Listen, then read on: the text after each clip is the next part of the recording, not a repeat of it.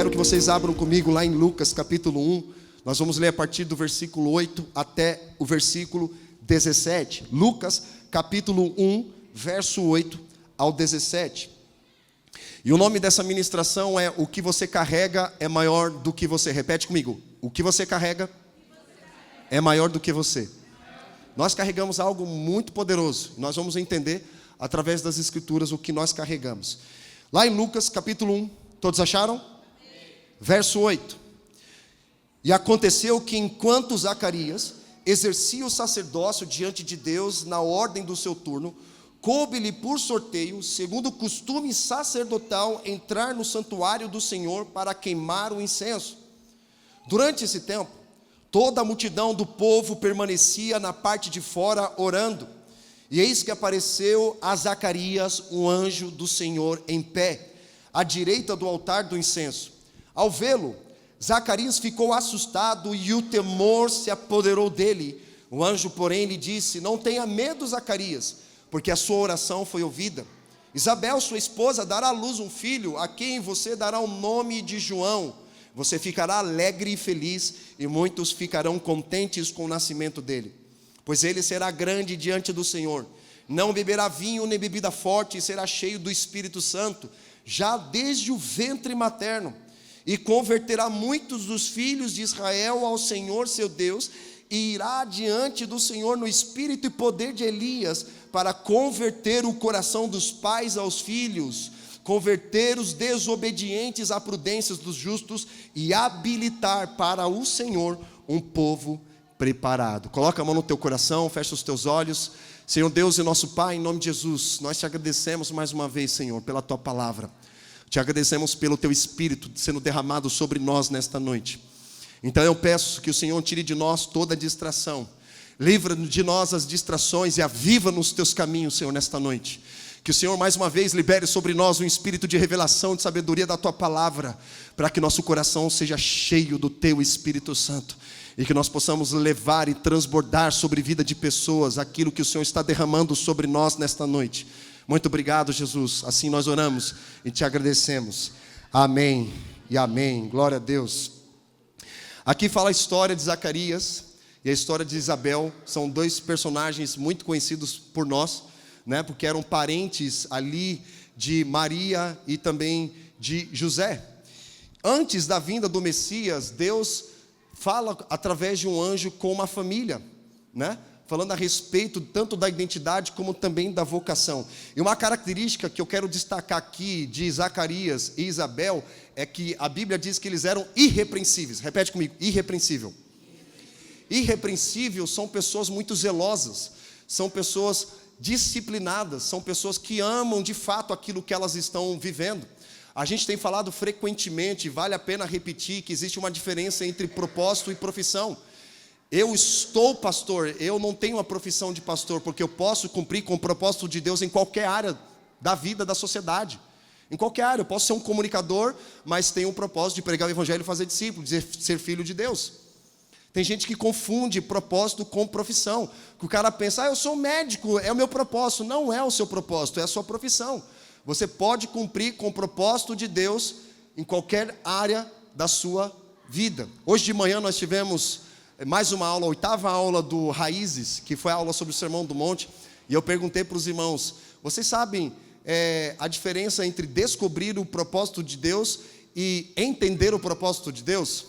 Porque muita gente olha como se fosse um misticismo, né? Descobrir a vontade de Deus, o propósito de Deus, como se Deus escondesse a vontade dele. Não quero que ninguém saiba a minha vontade, eu vou punir a humanidade e eles vão ser punidos sem saber.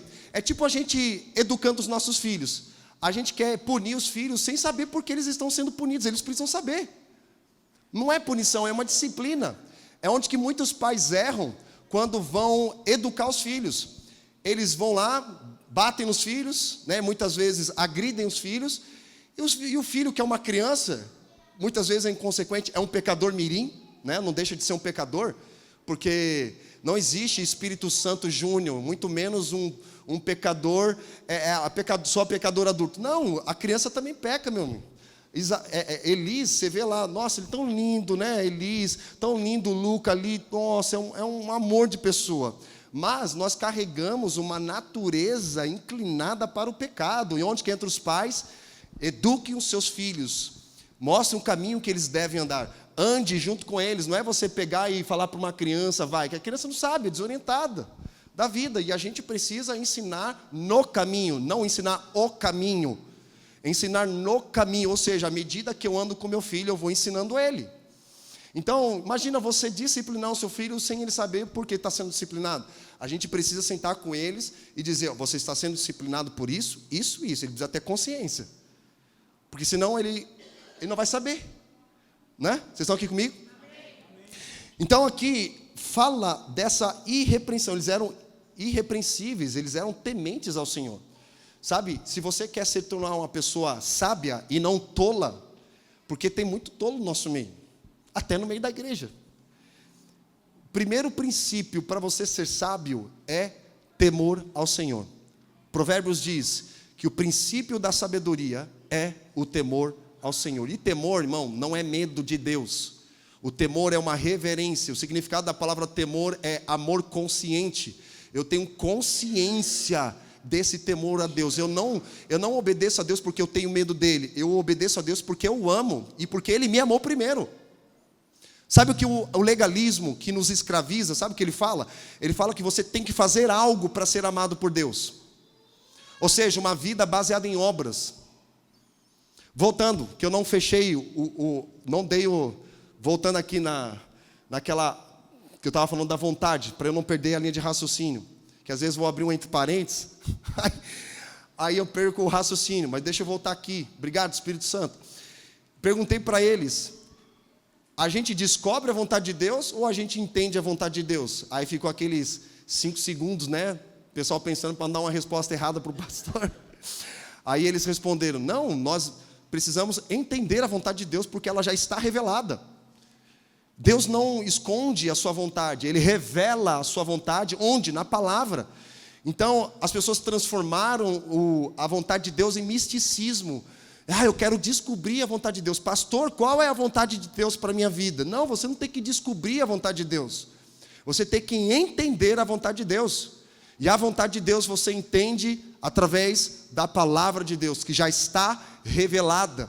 Aí entra o discipulado, o pastoreio, para te ajudar a obter a revelação que é na mente. Você tem a revelação de Deus na mente, e aí quando você proclama o evangelho através das suas palavras. Então a mente precisa estar ligada à sua voz e ao seu coração. Amém, irmãos? A palavra, ela faz isso, ela transforma, ela renova a nossa mente, para que quando nós falarmos, lembra que Jesus fala, a nossa boca fala do que o coração está? Essa ideia fala assim, eu falei sem querer. Não, você não falou sem querer, você falou porque você quis mesmo. Eu falei brincando. Não tem essa de falar brincando, gente. Falou porque o coração escapou, porque está lá dentro. A pessoa, escapou. Não tem essa de escapou. Lá dentro precisa de cura.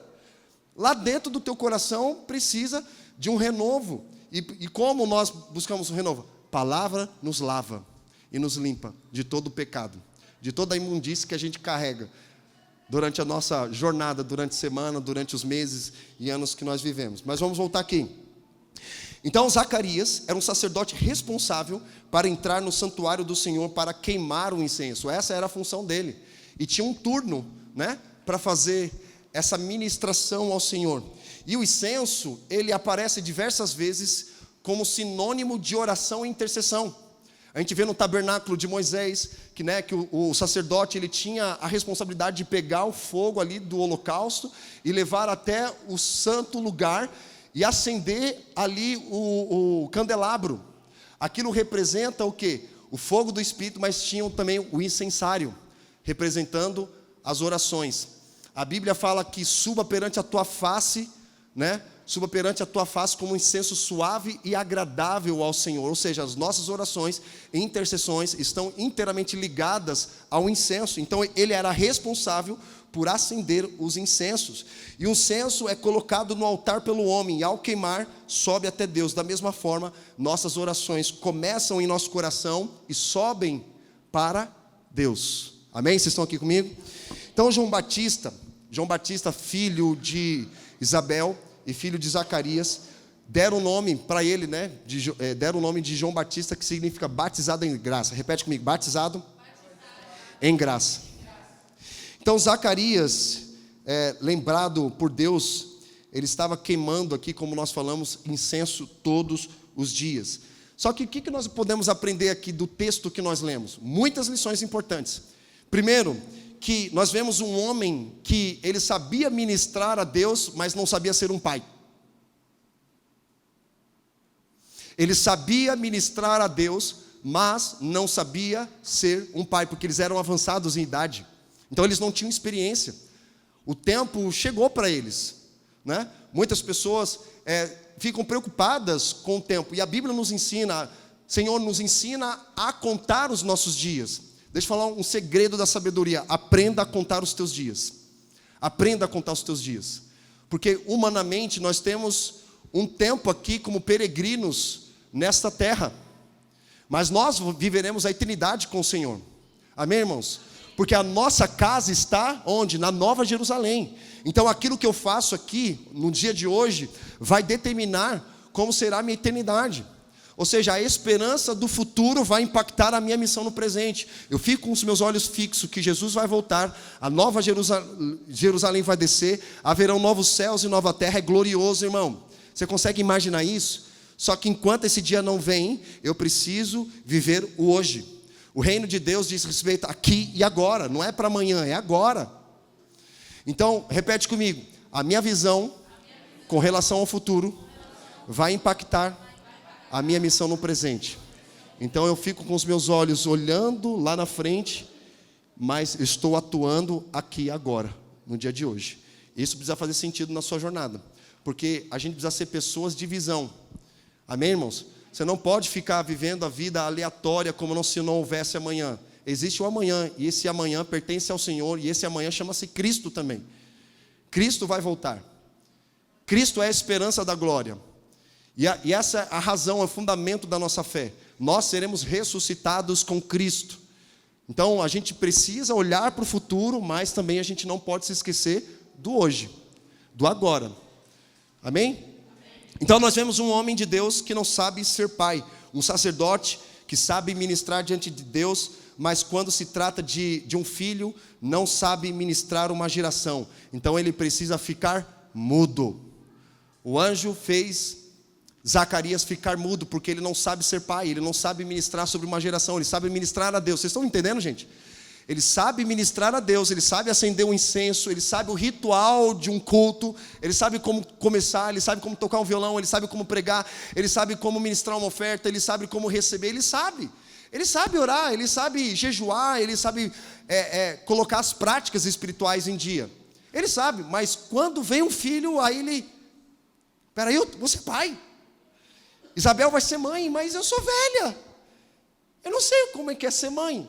Então imagina, ele sabe ministrar a Deus, sabe fazer coisas dentro da igreja, mas não sabe fazer nada em casa. Sabia que tem gente assim? Que gente que ama mais o prédio da igreja, mas esquece a sua casa. Tem um pastor querido lá de Itajaí, o pastor Jackson. Ele escreveu um livro uns 5 anos atrás, que foi assim um rebuliço, né? Mas é um livro extremamente importante, principalmente para quem está na igreja há um bom tempo. Olha o título do livro, A Noiva Adúltera. Sabe de quem ele está falando? Da igreja, a noiva adúltera. Aí o subtítulo é, quando o pastor tem um caso extraconjugal com a igreja. Sabe o que é isso? Ele ministra a igreja, mas abandona a sua casa. A gente não pode cair nesse erro. É maravilhoso, irmãos, ministrar para vocês, mas melhor ainda é ministrar para minha esposa e para os meus filhos. Porque o que eu derramo para vocês é o que eu derramo em casa. Se nós levantamos um altar de adoração aqui, é porque em casa eu levantei um altar de adoração primeiro. Não faz sentido eu vir aqui. Eu falei para vocês, eu não sou pregador de culto, eu não sou pregador de domingo. Eu não sou pregador de culto de domingo, não sou, cara. Eu sou da minha casa, da minha família. Levantar um altar de adoração lá, acender um incenso de oração na minha casa. Os meus filhos mergulhados nesse contexto. Então a gente precisa tomar cuidado de ministrar a Deus e esquecer da família. Então, trazendo para o nosso contexto aqui, a gente aprende através de Zacarias que ele não sabia ser pai. E gente, tá tudo bem, porque a primeira vez quando você é pai ou mãe, você é inexperiente, né? Geralmente a mãe chama a mãe dela para ajudar ali, né, como amamentar. Ela não sabe trocar a fralda ainda, não sabe, né, quando a criança fica ali com uma febre, como é que faz para abaixar a febre? Não, já leva para o hospital. Não, coloca na água morna primeiro ali, né? Se não resolver, vai no remédio. Se não resolver o remédio, né, aí sim, em último caso, você leva para o hospital, gente. Pelo amor de Deus, calma, né? Tá tudo sob controle. Mas quando a gente é marinheiro de primeira viagem, não sabemos. E está tudo bem, você precisa ser manso e humilde para se reconhecer, dizendo, eu não sei, mas alguém pode me ensinar? Mãe, você pode me ensinar? Pai, você pode me ensinar a ser pai, a ministrar, a cuidar de filhos? Então a gente não pode ser também orgulhoso, né, de achar que sabe tudo. Adolescente é assim, né? Eu sei tudo. Gente imatura é assim, ela acha que ela sabe tudo, né? Mas no final não sabe nada. Ela sabe tudo de um pouco de tudo, mas não é especialista em nada. Aí é complicado. E tem gente que bate a cabeça, afirma, não, calma, aguenta o coração, vamos aprender juntos. Então, ele fica mudo, o anjo faz ele ficar mudo. Já viu? A gente leu aqui. Ele ficou mudo, porque o anjo viu que ele sabia ministrar a Deus, mas não sabia ministrar uma geração. Então, fique em silêncio, que nós vamos te ensinar a ministrar e educar o filho de vocês. Ok? Então, vamos mais à frente. Zacarias revela a identidade do filho, porque pergunta, qual é o nome do filho? Qual é o nome do filho? E ele escreve, João. Não, mas põe Zacarias, porque era normal colocar o nome do filho mesmo do pai, né? Naquela época, até uns tempos atrás, né? Não sei se hoje diminuiu tanto, mas era muito comum colocar o nome do filho no pai. Por exemplo, tem o irmão do meio, que o nome dele, do meu irmão, é o nome do meu pai, Petrônio. Meu pai colocou o nome do meu irmão de Petrônio, né? Mas Zacarias, ele revela o quê? A natureza do filho. Gente, quando você coloca o nome no seu filho, você está profetizando sobre ele, sabia disso? Porque o nome revela quem ele se tornará. Todos os nossos filhos têm nomes específicos, porque nós demos, Theo é uma abreviação de Teófilo, mas é amigo de Deus, né? Eu da Elise e do Joaquim não lembro de cabeça agora, mas depois a gente se pergunta para mim qual é o significado, que agora não vem o download. Estou com a internet um pouco lenta aqui. Mas o meu nome eu sei. O meu nome, minha mãe colocou o meu nome de Robert com 2 T's ainda. Pessoal, você não sabe o quanto eu já sofri de bullying. Na época eu nem chamava de bullying, né? Robert, aí o pessoal fazia brincadeira, que era um caminhão dando Falei, poxa, né? Robert, meu nome. Minha mãe colocou o meu nome, baseado numa série que tinha nos anos 80. Muitos de vocês não nasceram nos anos 80, né? Mas nos anos 80 tinha uma série chamada Gato e o Rato, né? E tinha um ator famoso chamado Robert Wagner. Olha que lindo. Aí vem o Robert Wagner, aí vem o brasileiro, né? Marques de Souza. Aí vem, né? Mas o significado do meu nome, Robert, significa aquele que brilha na glória. Uau! Uau! Meu amigo, eu não sei o significado do teu nome, mas o meu é aquele que brilha na glória. Robert, aquele que brilha na glória. Então, assim, minha mãe colocou sem saber, assim, o significado, mas, sabe? Então, ela nem fez ideia o que eu me tornaria na fase adulta, porque, para quem não conhece a minha história, eu tive uma história, uma infância, uma adolescência bem conturbada, bem problemática. Mas Jesus me encontrou e transformou a minha história, e transformou a minha realidade, a minha identidade. É por isso que hoje eu sou um pai, sou um homem casado com a minha esposa linda, maravilhosa, 3 filhos, em breve vai vir os adotados aí, em nome de Jesus, né? E a gente ama isso, esse contexto, irmão. Então Deus tem poder para transformar a nossa história. Jesus acredita em projetos falidos, amém, irmãos? Eu era um projeto falido, mas Jesus me encontrou e me restaurou. Aleluia, aplauda ao Senhor Jesus, glória a Deus. Então, quando nós colocamos o nome em nosso filho, nós estamos o quê? Revelando a identidade dele. Então, eles não colocaram à toa o nome de João Batista, aquele batizado em graça. Olha que poderoso isso. E aí João Batista, ele veio adiante do Senhor no espírito e poder de Elias, para converter o coração dos pais aos filhos. Olha que interessante isso, como nós lemos no texto aqui, né? Ele converterá muitos dos filhos de Israel ao Senhor seu Deus, e irá diante do Senhor no espírito e poder de Elias, para converter o coração dos pais aos filhos. Sabe qual foi a última profecia do Antigo Testamento? Lá em Malaquias capítulo 4 diz: e ele virá no espírito de Elias e converterá o coração dos pais aos filhos. Então, o último avivamento que nós experimentaremos antes da vinda do Cristo será com a característica da paternidade e identidade, a restauração dos filhos e a conversão do coração dos pais aos filhos e dos filhos aos pais, porque nós sabemos, no contexto brasileiro que nós vivemos, a briga de família, né? De pais e filhos não se conversam, não tem relacionamento, e não é essa a vontade de Deus. Então nós vemos que João Batista, ele veio no espírito e poder de Elias. Vocês lembram quem foi Elias, meus amigos? Elias foi um grande profeta do Antigo Testamento, fortíssimo. Era um homem de Deus que tudo que ele pedia a Deus, Deus respondia. Era impressionante. Só que Elias também, ele tinha as mesmas paixões que as nossas. Ele também teve os seus momentos de crise. Então, irmão, alguém me perguntou: pastor, você tem momentos de fraqueza, de frieza espiritual? Meu amigo, quase sempre. Mas eu sei para onde eu estou indo. Então eu vou ter momentos de dificuldade, irmão. Tem dias que eu não quero orar, tem dias que eu não quero ver você, tem dias que eu não quero te atender. Mas existe um zelo dentro de mim que é muito maior do que eu. Por isso que o nome, o que eu carrego, é muito maior do que eu, irmão. Não é sobre mim, mas é sobre o que está dentro de mim. Essa paixão, esse zelo, esse amor é o que me impulsiona a viver aquilo que Deus tem na minha vida e na sua vida. Então ele me perguntou, eu falei: cara, quase sempre. Mas eu sei qual é o segredo de se fortalecer no Senhor.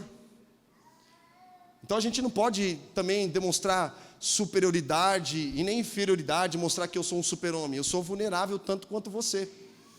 Eu preciso entender as minhas fraquezas. Eu estava falando para o irmão que estava passando por uma situação de depressão. Eu falei: cara, você não pode negligenciar os seus sentimentos. Você não pode abafar os seus sentimentos, porque os seus sentimentos, eles anunciam se você está bem ou ruim. Não é só fé, gente. Não, eu sou da fé, eu sou crente, eu nunca vou passar. Vai passar sim. E você tem que ser humilde e reconhecer: não estou bem. E os sentimentos, eles sinalizam algo dentro de você. Sinalizam, você não pode excluir. Não, eu movo pela fé. Claro que não é para você se mover pelos sentimentos, amém, irmãos? É para você se mover pela palavra de Deus, porque a tua história não é definida pelo que você sente, a tua história é definida pelo que a palavra de Deus diz a teu respeito. Mas eu não posso negligenciar o que eu sinto, amém? Eu não posso negligenciar, eu tenho que colocar os meus sentimentos debaixo ali da palavra de Deus. Deus, eu não estou bem, e Deus ama quando nós reconhecemos isso, mas Deus fala: diga ao fraco, eu sou forte. E a gente... É poderoso, gente, é poderoso. Não é verdade, Lucas? Estou tão feliz de ver o seu sorriso no rosto, Lucas. Não faz ideia, glória a Deus. Um sorriso diferente, os desplados de ontem fez uma diferença aí, fez? Lavou a louça em casa? Não ainda? Mas vai, em nome de Jesus, tá glória. Aí nós vemos o seguinte, que Elias, por ser movido das mesmas paixões, um homem poderoso em Deus, tudo que ele orava, Deus respondia. Mas lá em Reis fala que ele fugiu para salvar a própria vida, porque ele teve medo de Jezabel. Ele não teve medo de matar os profetas de Baal, mas ele teve medo de Jezabel.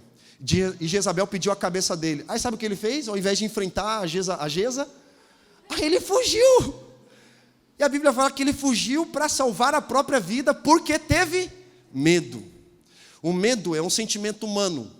Ok? O medo, ele é um sinalizador também de uma proteção do seu corpo, é instinto do nosso corpo. Só que o medo, se você é movido pelo medo, o medo ataca o fundamento da fé. Ele te paralisa. E o medo fez ele fugir para salvar a própria vida. Ou seja, ele pensou nele, salvar a própria vida. Lembra que Jesus fala? Aquele que busca salvar a sua vida vai perder, mas aquele que perder a sua vida por amor a mim, esse vai ganhar. Então ele foge para salvar a vida. É o que muitos de nós fazemos. A gente não quer sair do conforto. Aí ele entra onde? Em uma caverna. Aí lá na caverna, o abençoado, nosso irmão Elias ora a Deus dizendo: Senhor, tira minha vida. Mas meu amigo, você não queria se salvar? Agora você está querendo morrer? É tipo Deus falando para ele: cara, decide, o que você quer? Você quer ser salvo ou você quer morrer? Mas ali revela para nós o quê? Crises pessoais. Quem não passa por crise pessoal, irmão? Ele estava passando por uma crise pessoal. E aí Deus responde para ele através de uma brisa suave, e ele recupera as forças, e aí ele vai cumprir com o chamado dele. Assim é na nossa jornada também. Tem dias que a gente não está bem, mas Deus vem lá, levanta, ei, sai desse lugar, sai dessa caverna, cara. Eu não te chamo para a caverna, eu te chamo para o deserto. Então nós vemos que João Batista, a Bíblia fala que ele veio no poder, no espírito de Elias, porque ele tinha características parecidas com Elias. Ele comia gafanhotos, não vou entrar em detalhes, né? Mas ele comia gafanhotos, mel silvestre, se vestia com pele de camelo, também João Batista e Elias também. A gente encontra isso em 2 Reis, capítulo 1, versículo 1 a 8, não precisa abrir, só anota. Em 2 Reis, capítulo 1, versículo 8, nós vemos essas mesmas características de João Batista em Elias. Em Elias, que era o quê? Um ministério de reconciliação e também um ministério de restauração e de preparação. Glória a Deus. Outro ponto que nós aprendemos aqui é o que eu estou construindo para deixar de legado para as próximas gerações. O que eu estou construindo para deixar de legado para as próximas gerações. O que você está construindo? O que você está deixando para as próximas gerações? Que marca? A gente tem aprendido que existe uma diferença entre herança e legado. Herança é o que eu deixo para alguém. Agora, legado é o que eu deixo em alguém. Uma marca que eu deixo em uma pessoa. E que marca você está deixando em uma pessoa? A sua vida. Se Deus pedisse a sua vida agora, as pessoas lembrariam você pelo quê? Não estou falando pelo dinheiro que você vai deixar. Tem gente que não tem nem dinheiro para deixar, né? Não tem nem propriedade. Vai deixar dívida. Mas não é sobre isso, irmãos. É maravilhoso a gente deixar uma herança para a próxima geração, né? E a gente tem buscado isso, gerar patrimônio, deixar estrutura para que os nossos filhos deem continuidade naquilo que nós estamos construindo. Mas muito mais importante do que a herança é o legado. O legado diz respeito à marca, diz respeito à natureza, à essência que nós carregamos. E eu quero deixar para os meus filhos um legado de amor a Jesus. Se você perguntar para eles agora, sem estar perto de mim, pergunta para eles quem ele mais ama na vida deles. Sabe o que eles vão responder? Jesus. Mas não é o pai? Não, é Jesus, pai, depois você. Percebe a marca que eu estou deixando no coração deles? Porque Jesus fala: se você ama a sua esposa, o seu marido, os teus filhos, mais do que a mim, você não é digno de ser meu discípulo. É forte isso. Te tira da zona de conforto, irmão. Não, mas eu amo meu filho, minha esposa. Mas Jesus está dizendo, cara, que se você ama qualquer outra pessoa ou outra coisa acima dele, você não é digno de ser chamado discípulo de Jesus. Você pode viver a sua vida do jeito que você quiser, mas ele fala: cara, eu vou tirar você da zona de conforto. Se alguém quiser vir após mim, tome a sua cruz, negue a si mesmo e me siga. Será que nós estamos dispostos a isso? Nós falamos no domingo passado sobre isso. Quem lembra? Nós falamos sobre isso. De seguir a Cristo vai custar algo de nós. Vai custar a nossa vida, vai custar a nossa reputação, vai custar os nossos recursos, vai custar o nosso tempo, vai custar os tesouros que nós temos. Então a gente precisa colocar onde? Na balança. Vai custar quanto, pastor? Tudo. Tudo que você tem. Mas eu pensava... Não, você não pensava nada, é tudo. Tudo que você tem. Então, o que eu estou construindo para deixar de legado para a próxima geração? A gente precisa pensar nisso. Amém? Vocês estão aqui comigo? E o que Zacarias estava buscando gerar era o quê? Liberar o seu filho, porque tinha um chamado aqui para João Batista que o anjo fala. Olha o que o anjo fala. Além de converter o coração dos pais aos filhos, converter os desobedientes à prudência dos justos e habilitar para o Senhor um povo preparado. De quem era a responsabilidade? Dos pais. Deus deu chamado, e era a responsabilidade dos pais, então, preparar o seu filho para esse chamado, quando ele se tornasse adulto. Então, os nossos filhos têm chamado. A mãe, quando ela gera ela gera alguém. Ela está preparando aquele filho para a fase adulta, para cumprir com o chamado de Deus. Porque os filhos são herança do Senhor. Nem os filhos que nós temos são nossos, é de Deus. É de Deus. Amém, irmãos? É de Deus. Eu tenho 4, né? O Felipe, o mais velho, 19, Joaquim, Theo e Elis. São 4, 3 homens e uma menina. Então, imagina a responsabilidade. A responsabilidade de um pai, de uma mãe. A mãe que carrega uma criança não é só carregar durante 9 anos, ou 9 anos não, 9 meses, meu Deus, 9 anos. Rapaz, já tá bom 9 meses. Mas 9 meses, cara. E eu fiz o parto dos meus 3 filhos, o Felipe, Joaquim, o Felipe foi cesárea, mas do Joaquim, Theo e Elis foram partos naturais. A Érica, né? Você vê a estrutura da Érica, magrinha, mas a Érica é guerreira, gente. Foram todos partos normais. E eu tive o privilégio de ir lá e cortar o cordão umbilical dos meus filhos. É a coisa mais linda que você possa imaginar em toda a história da humanidade. É lindo demais. Só que, se a gente refletir um pouquinho no parto cesárea e um parto natural, tem grandes diferenças aí. No parto de cesárea, é uma cirurgia, né? Porque teve algumas complicações, ou o brasileiro é campeão de cesáreas porque a mulher não quer sentir dor, né? Não quero sentir dor, corta logo essa barriga aí, costura e está tudo certo, né? Mas assim, o correto é um parto natural. A criança nasce mais saudável, ok? Nasce mais saudável. Agora, se a gente for pensar um pouquinho a diferença entre os dois, é importante a gente pensar nisso. O parto cesárea, aqui tem um enfermeiro para me corrigir, né? Mas o parto cesárea, além de ser uma cirurgia, a recuperação é mais demorada.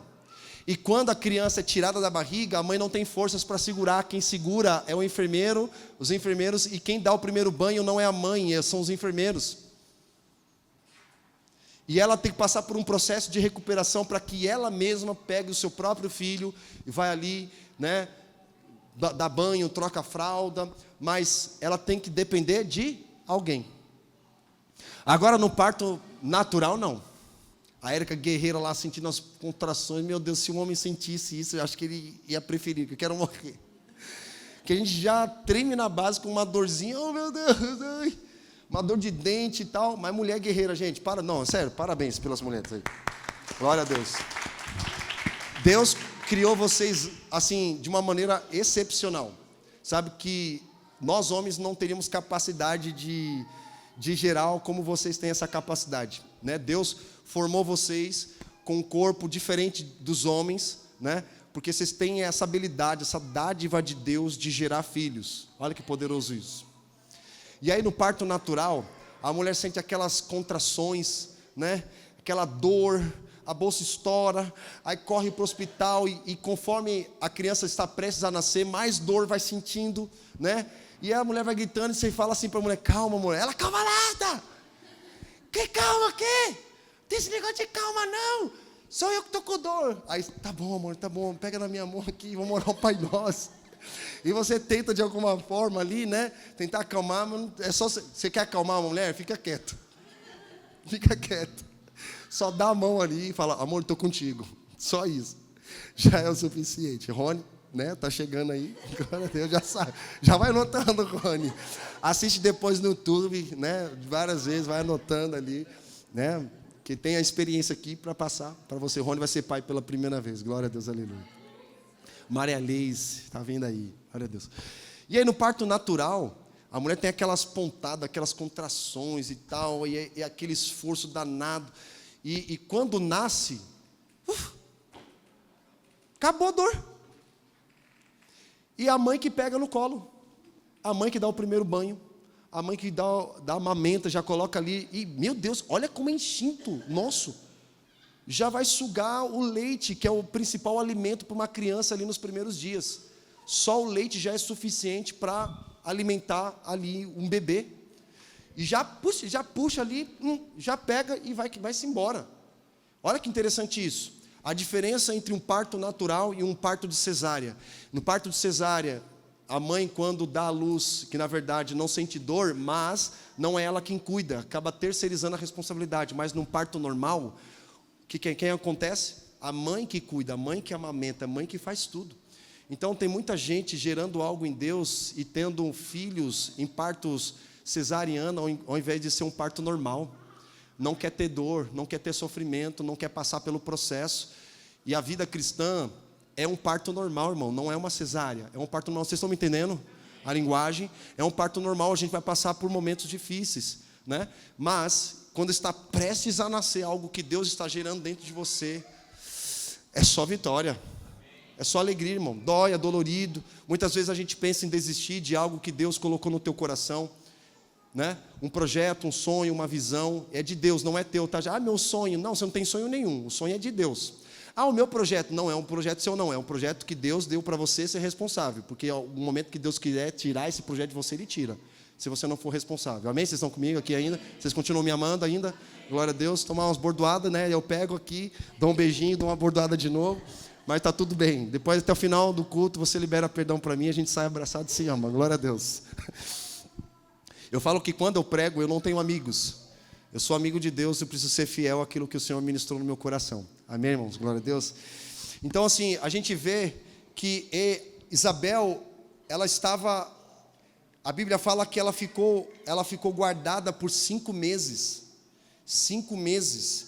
5 meses ali na gestação, irmãos. 5 meses. Olha lá, Lucas capítulo 1, versículo 24. Vai lá para o versículo 24.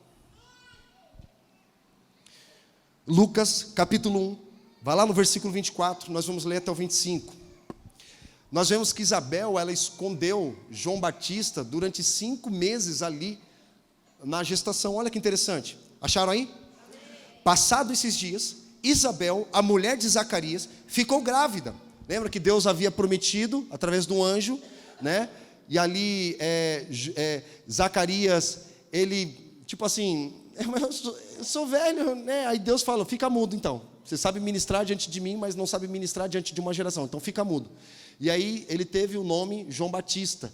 E aí ele chegou para a esposa, Deus me encontrou e falou que você vai ficar grávida. Você está de brincadeira. Olha só, sou velha, pô. Como assim que Deus pode fazer algo em mim? Mas lá, passado esses dias, Isabel, a mulher de Zacarias, ficou grávida. A promessa de Deus se cumprindo aqui. Sabe por quê, irmãos? A esterilidade, tem mulheres que têm esterilidade. Na verdade, é permissão de Deus em alguns casos, tá? É permissão de Deus para mostrar para nós que não é obra nossa, é obra de Deus. E quando fala de esterilidade, não apenas uma questão física, mas uma esterilidade espiritual, é quando você não consegue gerar nada em Deus. Vocês estão aqui comigo? Pessoas que não conseguem gerar algo em Deus, porque está estéril. É Deus dizendo para mim e para você, não é você quem gera, sou eu quem gero dentro de você. Não é uma obra humana, mas é uma obra divina. Então nós precisamos gerar em Deus o que Ele tem para nós. Amém, irmãos? Vamos lá. E ela não saiu de casa durante 5 meses, dizendo, foi isto que o Senhor me fez, ao contemplar-me para acabar com a minha vergonha diante das pessoas. Porque naquela época, uma mulher que não desse filhos, ela ficava envergonhada. Tipo assim, não vou ter descendência. Quem que vai dar continuidade à minha família? Não tenho. Então, era uma tristeza muito profunda para uma mulher naquela época. Então, a Bíblia não diz o motivo pelo qual Isabel guardou o seu filho por 5 meses. Não foram 5 dias, foram 5 meses. Mas, eu acredito que ela aproveitou esse tempo para cuidar e preparar o seu corpo para algo, para alguém que ela estava gerando. Vou repetir novamente. Não foram 5 dias, foram 5 meses dela se preparando para gerar e cuidar daquilo que Deus colocou dentro dela. Alguém já viu criança nascendo de forma prematura? Fora do tempo. Prematuro é fora do tempo. Não tem ainda a condição necessária para viver fora do corpo da mãe. Porque dentro do corpo da mãe, um bebê, ele se alimenta através do cordão umbilical, respira pelo cordão umbilical. Cara, é impressionante, Deus é maravilhoso. E quando a criança nasce, aquele choro que às vezes a gente pensa, nossa, né, tá doendo, não é. Ela para de respirar pelo cordão umbilical e passa a respirar pelas narinas. Por isso que eles tiram ali o líquido amniótico do nariz, porque a partir daquele momento, o pulmão daquela criança está respirando agora de uma forma fora do corpo dali da mãe. Então arde, por isso que ela chora. Há uma ardência no pulmão. É um choque muito forte, gente. Porque ela estava confortável, você estava confortável ali, né, dentro da sua mãe, né, se alimentando e tal, tomando na boquinha ali no cordão e tal, dormindo, de boa. Aí de repente o corpo começa, tipo assim, eu acho que alguém está querendo me pôr para fora. Mas eu estou aqui de boa, aí você sai, aí você chora, você fala, meu Deus, cara, que mundo é esse? É um mundo estranho. E a criança, ela chora ali, ela é uma ardência, é um outro mundo, é um choque muito forte. Então, por isso que dentro, olha só que interessante, eu aprendi com minha mãe, que é formada em enfermagem. Ela se especializou, fez pós-graduação em obstetrícia. Ou seja, em partos, seja naturais ou parto de cesárea. E aí, às vezes, eu fazia os trabalhos para ela da faculdade. E aí eu aprendi o método canguru. O método canguru, ele é eficaz, porque é o primeiro contato que a criança tem com a sua mãe. É um choque tão forte que ela precisa ir para o colo da mãe imediatamente, para ela se adaptar àquela nova realidade. Esse é o método canguru, que é extremamente eficaz para a vida saudável, mental, emocional e física do bebê, porque o bebê, ele é frágil. Então vem para o método canguru, que é o quê? Pega o bebê, abraça o bebê e fica ali, deixando ele ali de boa até, passa alguns minutos, até ele se adaptar àquela nova realidade. Então, Isabel, a gente vê que ela estava se preparando para esse tempo, que ela, mesmo sendo velha, ela era inexperiente. E assim a nossa jornada também, irmãos. Nós somos, quando começamos a nossa jornada, somos inexperientes em diversas questões, né? E a gente vai amadurecendo, igual criança, bebê, ela se alimenta pelo leite materno da mãe, e conforme ela vai crescendo, se desenvolvendo, vai introduzindo um salzinho, um suquinho, uma frutinha, porque a estrutura física já está exigindo algo mais sólido. E conforme ela vai crescendo, se desenvolvendo, a ponto de comer uma belíssima de uma feijoada. Glória a Deus, aleluia. Glória a Deus, já fica aí a hashtag, chamar o pastor para comer uma feijoada de sábado. Porque minha estrutura hoje, né, exige uma feijoada. Você quer ter um pastor saudável, um pastor que traz umas palavras boas, poderosas, né? Convido o pastor. Brincadeira, mas é verdade. A boca fala do que o coração está cheio, né? Glória a Deus. Mas vamos lá para a palavra aqui, gente. Então, assim, é a nossa vida também. A gente precisa amadurecer, né? Talvez você veio de um contexto que você estava tomando muito leite, né? Um leite materno. Aí Paulo fala assim, ei, para de tomar leite, rapaz. Agora é alimento sólido. Ah, mas eu queria tomar um leite. Não, não é leite não, é alimento sólido. Às vezes Paulo falava assim, puxa, como eu queria trazer um alimento sólido para vocês, mas vocês não têm a capacidade ainda. Eu tenho que trazer leite. Eu tenho que ver com beabá para vocês. Eu tenho que vir lá. Mas a gente sempre vai trazer o leite materno para aqueles que ainda não têm maturidade. Eu entendo disso. Mas também eu não posso deixar de trazer um alimento sólido para vocês. Amém, irmãos? Essa é a minha responsabilidade, alimentar vocês com a palavra de Deus. Para que vocês saiam alimentados daqui e para que vocês vão alimentar as pessoas que vocês encontrarem durante a semana. Então, ela estava preparando. Então, Deus, Ele não quer que a gente tenha filhos de forma prematura. Nós precisamos aguardar o tempo necessário para dar à luz. Amém, irmãos? E acontece dentro do berçário também, que eu já vi isso. Acho que foi o Joaquim que passou por isso. Precisou tomar um banho de luz por conta da icterícia. É isso mesmo? Icterícia. Hã? Icterícia. É que tem que tomar luz, né? Aí vai lá para um negócio lá do incubadora, né? Aí tem a luz ali para jogar a luz. Gente, é maravilhoso. Aprendi com a minha mãe fazendo uns trabalhos dela da faculdade. Beijo, mãe. Então a gente não pode dar a luz fora do tempo, irmão. Precisamos discernir o tempo para dar a luz. Por exemplo, a gente quer começar um projeto social, mas a gente não pode simplesmente, vamos começar, vamos dar a luz aí no projeto. Não, vamos preparar nosso coração, vamos gerar isso. Deixa Deus semeou, né? Deus semeou, que a palavra semente vem de sêmen, ok? Semente vem de sêmen, Deus semeou em nosso espírito, e nós estamos gerando isso, cuidando, né? estamos preparando para que quando nascer da maneira correta, nascer no tempo certo. Qualquer projeto, sonho, visão que Deus te dá, você precisa entender esse processo. Faz parte da nossa vida.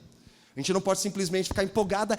Igual, por exemplo, eu sou da área da comunicação. Aí vem uma irmã e falou assim: pastor, eu estou querendo começar uma loja de roupa. Falei, beleza. Tá, então vamos organizar aqui. Eu já abri um Instagram. Mas calma, mulher. Calma. Aí a pessoa criou já o nome, criou já o logo, criou tudo. Aí foi só empolgação. No fim das contas, não fez nada. Então, assim, muita gente empolgada, mas pouca gente comprometida. E Deus deseja pessoas comprometidas.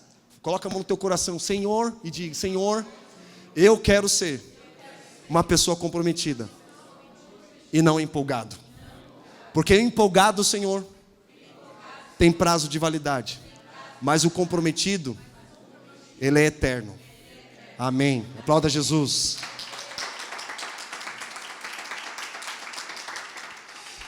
E a gente vê aqui que a irmã Isabel e o nosso irmão Zacarias, aqui na Bíblia, eles estavam carregando algo maior que eles. Então eles precisavam tomar cuidado. Eles precisavam ser bem zelosos com aquilo que eles estavam carregando.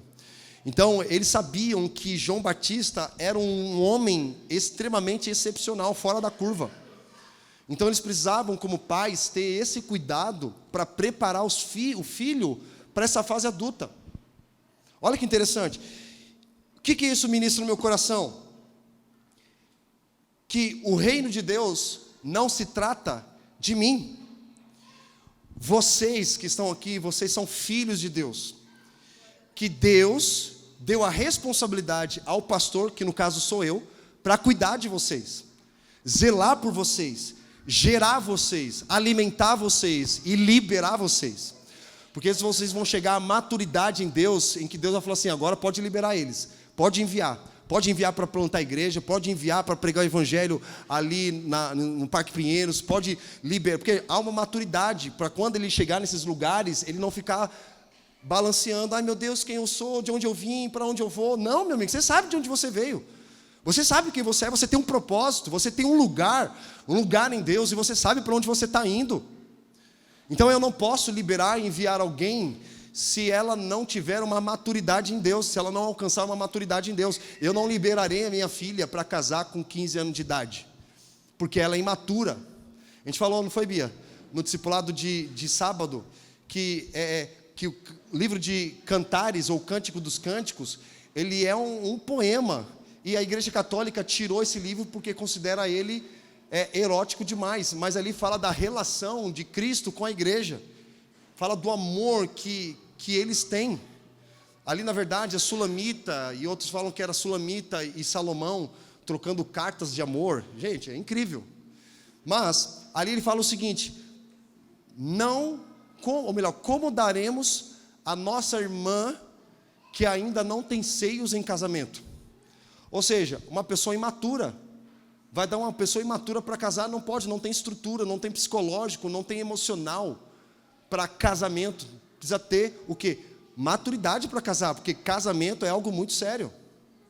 Precisa ter o quê? Entendimento, porque a imaturidade nos leva a problemas e consequências na fase adulta. Então a gente precisa ter o quê? Maturidade. E aí ele fala: como que nós podemos dar a nossa irmã que ainda não tem seios, que fala de imaturidade, em casamento? Ele está falando do que ali? Da noiva de Cristo. Jesus não vai casar com uma noiva imatura, ele vai casar com uma noiva madura, irrepreensível, santa, imaculável, preparada, adornada para o grande dia, as bodas do Cordeiro. Então é por isso que nós estamos nos preparando para esse grande dia, irmão, esse grande dia do Senhor. Então, se eu colocar o que Deus faz em mim à frente do que Deus está fazendo aqui na Reino, eu mato vocês. Porque tem coisas que Deus fala comigo, faz em mim no meu particular. E muitas coisas eu falo assim: meu Deus, eu sei. Eu falo: não, se eu for com a minha mentalidade, que é muito apostólica, não sou apóstolo, tá, gente? Apostólico no sentido de expansão, cara, eu posso matar vocês. Porque eu sou muito assim, quem senta comigo na mesa, eu falo, vamos para cima, bora fazer isso, plantar a igreja. Eu sou muito assim. Só que eu sei que a igreja, a reino, não tem essa característica. As pessoas, nem todo mundo tem essa característica. A maioria tem a característica, não, vamos ficar em Taboão da Serra, pastor, está muito ótimo aqui, está confortável. Vamos ficar aqui em São Paulo, Zona Sul, está ótimo, pastor. Eu não, falo assim, não, Deus me chamou para pregar o evangelho nas nações. Vocês podem ficar aí, mas eu vou. Então a minha mente, ela é global, ela é expansiva. E não tem problema nenhum você ser local. Vocês estão me entendendo, gente? Vocês estão aqui comigo? Não tem problema nenhum você falar assim, pô, pastor, eu quero viver aqui nessa região. Eu quero ficar aqui nessa região até morrer. E está tudo bem, irmão. Glória a Deus, aleluia. Só que não foi isso que Deus gerou em mim. Algumas pessoas podem me chamar de louco. Não, pastor é muito louco. Não é que eu sou louco. É que Deus me deu essa personalidade. E está tudo bem, irmãos. Não fique escandalizado. Cada um de nós temos uma personalidade diferente no reino, mas todos nós somos filhos de Deus. Cada um de nós temos uma movimentação diferente e a gente precisa entender isso. Então, é a minha responsabilidade alimentar vocês, a minha responsabilidade cuidar de vocês, apacentar vocês, pastorear vocês e também liberar vocês, para vocês serem enviados. Logo mais, o Gabriel e a Bia serão enviados. E vão pregar o evangelho lá em Caldas Novas, né, na terra do Pequi, né, das águas quentes. Oh, maravilha, oh, glória a Deus, né? Vão ser enviados, vão ser liberados para dar continuidade à vida deles. Vai uma dor no coração da Camila, né, dos pais. Ai, meu filho, mas é uma partida que vai ter que liberar, a gente tem que estar preparado. Eu falo para a Érica, já vai preparando o coração agora. Que Érica, ai meu Deus do céu, mas você não é missionária, você não tem um coração missionário? Eu tenho, mas só de pensar que meus filhos serão enviados. Falei, vai te preparando. Porque a gente compartilha na mesa, né, os sonhos que nós temos com os filhos, de estudarem fora, de se dedicarem, fazerem missões fora, né, para eles desbravarem. Vai chegar, o pai ele tem muito desprendimento. Vai, filho. A mãe, não, filho. E o pai, vai. E a mãe, não. Então a gente precisa entender essa dinâmica do reino. Glória a Deus, irmãos. E para finalizar, vai lá comigo, versículo 26, 27, ainda em Lucas, capítulo 1. Lucas capítulo 1, versículo 26, 27, quem achou, diga amém. Diz assim, no 6º mês, o anjo Gabriel foi enviado por Deus a uma cidade da Galileia, chamada Nazaré, a uma virgem que estava comprometida, repete comigo, comprometida a casar com um homem da casa de Davi, cujo nome era José. A virgem se chamava Maria. Duas mães incríveis, Maria e Isabel, uma era avançada em idade, a outra era jovem. E olha que interessante, João Batista veio antes, 6 meses antes de Jesus. Ou seja, deu tempo suficiente para Isabel adquirir experiência de maternidade e experiência do que? De casamento. E aí, mais para frente, a gente vai dar continuidade a essa ministração no próximo domingo, senão vou estender muito, que Maria sabia que aquilo que ela carregava era maior do que o que Isabel carregava. Maria carregava o Filho de Deus. Maria carregava Jesus. Isabel carregava João Batista, a voz do que clama no deserto, chamado para preparar o caminho do Senhor. Então ele veio antes, pregando o evangelho do arrependimento, preparando o caminho de Jesus, preparando o coração, convertendo o coração dos pais aos filhos, dos filhos aos pais, porque ele fala, e virá outro maior do que eu vos batizo com água, mas virá aquele que vos batizará com fogo e Espírito Santo. Eu não sou digno nem de desatar as correias da sandália desse homem, que ele cresça ou diminua. É muito poderoso isso. Só que Maria e Isabel, ou melhor, Isabel e Zacarias sabia que o que Maria e José carregavam era muito maior do que eles carregavam. Olha que detalhe importante. Mesmo sabendo Maria que aquilo que ela carregava era maior do que o que Isabel carregava, ela se submete ao discipulado de Isabel. Isabel, eu sou jovem, sou inexperiente, não sei ser mãe e muito menos sei o que é ser uma mulher casada. Me ensina. Eu carrego algo maior do que você, mas eu me submeto ao teu discipulado, ao teu ensino. Me ensina. Ah, cara. Aqui quebra todo orgulho, toda a autossuficiência nossa. Sabe? É um privilégio para mim, irmãos. Isso só o Evangelho explica, porque as ciências, a sociedade, a antropologia não consegue explicar. Eu pastoreando o Edson, por exemplo, que tem quase 30 anos mais do que eu, ele me chamando de meu pastor, meu Senhor, num sentido de honra, de respeito. Percebe isso? Então assim, ninguém explica, não tem como explicação, não tem explicação isso. Eles tendo muito mais experiência, muito mais anos de vida do que eu, ele fala assim: pastor, você é meu pastor, eu aprendo muito contigo, que é mais novo do que eu. E ele fala, ele liga para mim, e assim, nessa semana a Sil me ligou, do nada, assim, eu lá em casa lavando a louça, né? Pastor, eu te liguei para dizer que eu te amo, e que você é importante na minha vida, e que eu aprendo muito contigo. Meu Deus, irmão, é difícil eu receber uma ligação, é sempre eu ligando para os outros, sempre eu visitando os outros. Aí quando a gente recebe uma ligação, uma mensagem de alguém, puxa, obrigado, é gostoso, é maravilhoso. Gente, eu não espero ligação de ninguém, tá? Eu não me movo de acordo com os teus elogios ou tua crítica. Você pode me criticar, me elogiar, não vai alterar quem eu sou em Deus. Eu não sou movido por crítica, muito menos por elogio. Eu sou movido pelo que a palavra de Deus diz ao meu respeito. É essa a minha jornada. E aí Deus nos ensina. É maravilhoso a gente receber uma ligação, uma mensagem. E eu falei para Sil, obrigado. Obrigado mesmo, me sinto encorajado. Que é maravilhoso, vamos lá, gente, não é bom? É maravilhoso, encoraja, né? A gente receber uma mensagem ali, uma ligação, uma visita. É maravilhoso, só que a gente não pode ficar nessa dependência, dizer, puxa, muito obrigado, porque esse é o meu salário. Meu salário são vidas transformadas, meu salário são pessoas dizendo, pastor, obrigado porque assim, o que eu gosto de ouvir não é assim, pastor, nossa, que palavra boa. É assim, pastor, essa palavra transformou a minha vida, essa palavra falou no meu coração. Porque eu posso vir aqui, irmão, pregar uma palavra bonita para você, fazer você chorar, mas não é esse o meu chamado. Meu chamado é ministrar a palavra para transformar o seu coração. Aí fez sentido. Aí eu falo, puxa, aí é o meu salário. E glória a Deus por isso. E você carregando isso, que na verdade não é isso, é alguém maior do que você, meu amigo do céu. O que você carrega é maior do que você. E o que você carrega chama-se Espírito Santo de Deus. É muito maior do que você. Lembra que Paulo fala, nós somos como vasos de barro que carregamos um tesouro. E esse tesouro chama-se Espírito Santo.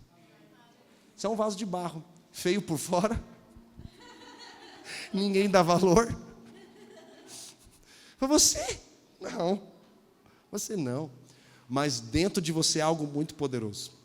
As pessoas olham de fora para você e falam, não, essa pessoa não, olha o que ela passou. Ah, não, ela não tem um... Não. Mas ela carrega um tesouro, você carrega um tesouro. Nós somos vasos de barro que carregamos um tesouro. E no mesmo texto, Paulo vai dizer que por mais que o homem exterior se corrompa, o homem interior se renova dia após dia. Por todos os lados nós somos perseguidos, mas do lado de dentro nós não somos abatidos. E como vasos de barro carregamos um tesouro dentro de nós, que ninguém dá valor, mas é algo muito poderoso. Ai, irmão. Sabe como que eu estou gerando aqui? É instigar você. É instigar você a sair daqui louco, triste com você mesmo. É fazer você sair daqui, meu Deus, cara, eu preciso de Jesus. Eu estou muito distante dele. Ou uma pessoa me perguntou, falou assim, cara, você como que faz para ter intimidade com Deus? Como se fosse um passo a passo, só faz isso e aí você vai ter intimidade com Deus. Não tem fórmula. Você tem que começar com a pergunta, por que eu devo ter intimidade com Deus? Porque Deus te ama. Deus deseja transferir vida para o seu coração, para que você transborde, onde quer que você for, você derrame sobre as pessoas. Quem senta na mesa comigo sabe, meu amigo, é só palavra, é só Bíblia, é só vida, é só isso, é o que eu sei, porque eu encarnei isso, está dentro de mim. Eu sei o que eu carrego. Eu sei o poder que Deus tem para transformar vidas, mesmo eu não me vendo nessa condição muitas vezes. Mesmo eu me vendo, falando, puxa Deus, eu sou insignificante, olha o que está acontecendo comigo. Olha só o que eu estou passando, mas Deus fala, não é sobre você, é sobre eu fazendo em você e através de você. Essa chama no nosso coração, para instigar você, irmão, fazer você sair daqui querendo e desejando mais o Senhor, desejando mais a palavra. Pastor, vai ter discipulado na segunda-feira, eu estou dentro. Cara, quando eu me converti, por isso que a gente precisa voltar ao primeiro amor. Eu lembro, o Rony vai lembrar disso. Vai ter reunião de oração, estou dentro. A gente vai ter que subir um monte, estou dentro. Vai ter culto de intercessão, estou dentro. Vai ter macro, estou dentro. Vai ter evangelismo, estou dentro. Também eu estava solteiro, né? Aí dava dentro em tudo. Estava dentro em tudo. Tipo, estou dentro, não tenho responsabilidade de filho, esposa. Então vamos embora. Lógico que os tempos mudaram para mim. Minha movimentação hoje é diferente de um solteiro. Mas, irmãos, é isso, assim, instigar a ir mais fundo. Você não pode se acostumar com o nível raso. Você não pode se acostumar. Eu vou no culto de domingo, entrego o meu dízimo, ouvo uma palavra, levanto as mãos, dou glória a Deus, aleluia. Você fala, meu Deus, cara, você não pode reduzir a sua vida espiritual num culto de domingo, 2 horas na semana, pelo amor de Deus. Existem águas mais profundas. A gente não pode se acostumar com isso. Existe algo mais profundo em Deus. É esse lugar que o meu objetivo é levar vocês, instigar vocês a este lugar. Amém, irmãos? Que essa palavra ela possa frutificar dentro de você e dar muito fruto. Não somente nessa semana, mas nos próximos dias que virão, nos meses e anos. Que essa mensagem ela fique na tua mente impregnada a ponto de te provocar uma transformação interior dentro de você. Amém? Vamos entrar nesse lugar, irmãos? Vamos entrar nesse lugar entendendo que o que nós carregamos é muito maior do que eu e você. Que é a palavra de Deus, é a presença do Espírito Santo. Vamos entrar nesse lugar? Feche os seus olhos. Coloca a mão no teu coração, vem cá, Rony. Jesus, nós te agradecemos. Fique de pé, querido, fique de pé, os seus olhos fechados. Coloca a mão no teu coração. Se desprenda de qualquer coisa agora neste momento. De qualquer pensamento, qualquer sentimento contrário. Nós liberamos mais do teu Espírito nesta noite, Senhor. Que essa palavra ela venha germinar nos corações, essa palavra ela venha ser semeada em corações que são como terra fértil, Senhor, nesta noite. Jesus, que essa palavra ela venha frutificar, Jesus, na nossa jornada. Nós chamamos, Jesus, que essa palavra venha ser semeada com amor, com poder dentro dos nossos corações. Que nós não desejemos absolutamente nada a não ser a tua presença, Senhor. Que essa palavra ela venha queimar em nossos corações, Senhor, nossos corações. Mais Jesus, mais Jesus. Mais fogo, mais paixão dentro de nós, Deus. Que a gente saia daqui completamente incendiados pela tua presença, Senhor. Que essa palavra faça com que a gente saia daqui completamente apaixonado por ti mais e mais. Nós desejamos mais da tua presença, Senhor. Jesus, eu oro por cada homem, cada mulher aqui nesta noite. E declaro essa palavra do que eles carregam é maior do que eles, Jesus. É maior do que eles, Jesus, maior do que eles. Que eles nunca se esqueçam do que o que eles carregam é muito maior do que eles, muito maior do que os momentos que eles estão vivendo, muito maior dos problemas que eles estão passando, muito maior, Deus, dos desejos e paixões do coração dele. A tua presença manifesta em nosso meio, que traz cura e libertação, Jesus. Coloca mais fome, mais fome, mais fome, mais fome. Fome pela tua palavra, Senhor. Sede pela tua presença. Mais, Jesus. Nada melhor ao que se compara a esperança viva.